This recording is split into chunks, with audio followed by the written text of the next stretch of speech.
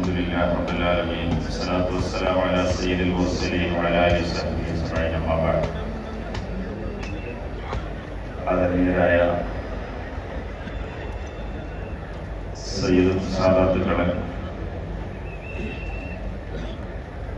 ഉസ്താദുമാരെ,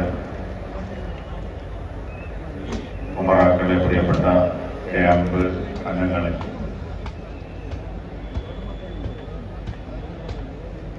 മഗ്‌രിബിന് ശേഷം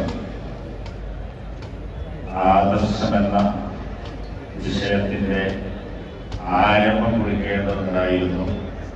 നമ്മളതിന്റെ മുമ്പ് ബാലൻസുള്ള ചില പരിപാടികളും നടത്തിയത് കൊണ്ടാണ് ഇപ്പം വൈകിയത്.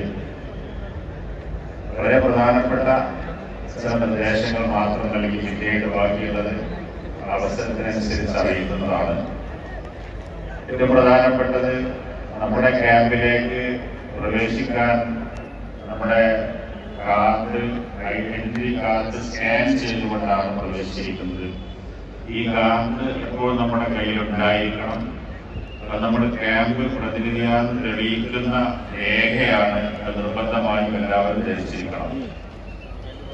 മറ്റൊന്ന്,